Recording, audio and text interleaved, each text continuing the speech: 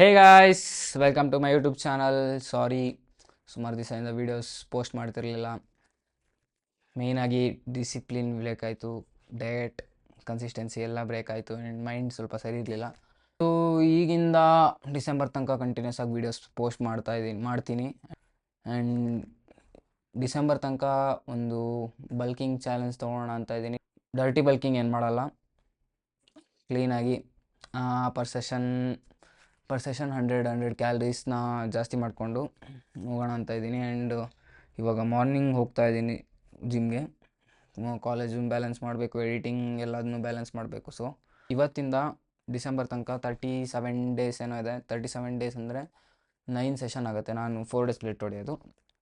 9 session ಅಂದರೆ 900 calories. ಈಗ currently ನಾನು 3600 ಕ್ಯಾಲರೀಸ್ ಇಂಟೇಕ್ ಮಾಡ್ತಾಯಿದ್ದೀನಿ.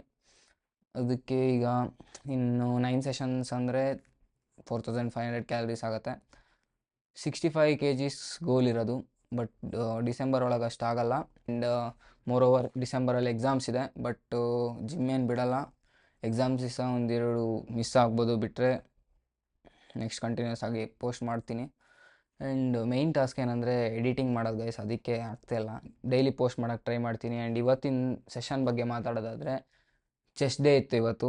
ಚೆಸ್ಟ್ ಡೇಲಿ ಇವತ್ತು 3 ಸೆಟ್ಸ್ ಆಫ್ ಇನ್ಕ್ಲೈನ್. ಎನರ್ಜಿ ವಿಷಯಕ್ಕೆ ಹೇಳೋದು ಬಂದರೆ, ಎನರ್ಜಿ ಲಾಸ್ಟು ಕನ್ಸಿಸ್ಟೆಂಟ್ ಇದ್ದಾಗಿಂತ ಡೌನ್ ಆಗಿದೆ. ಇವತ್ತಿನ ಸೆಷನ್ ಬಂದುಬಿಟ್ಟು ಚೆಸ್ಟ್ ಡೇ. ಇವತ್ತು 3 sets of incline and 3 sets of low to high and 2 sets of flyings ಹೊಡೆದೆ. And shoulder press 45 kg heavy and neutral grips ಅಷ್ಟೇ. ಆ್ಯಂಡ್ ಟೈಮ್ ಆಯಿತು, ಕಾಲೇಜ್ಗೆ ಹೋಗಬೇಕಿತ್ತು.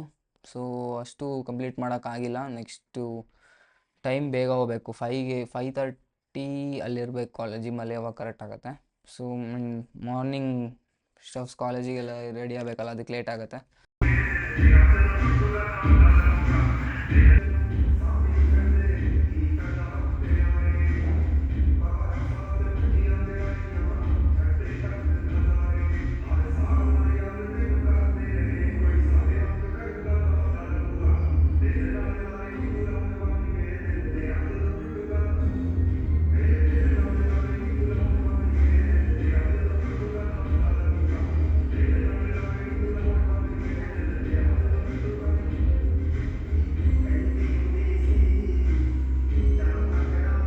Thanks for watching.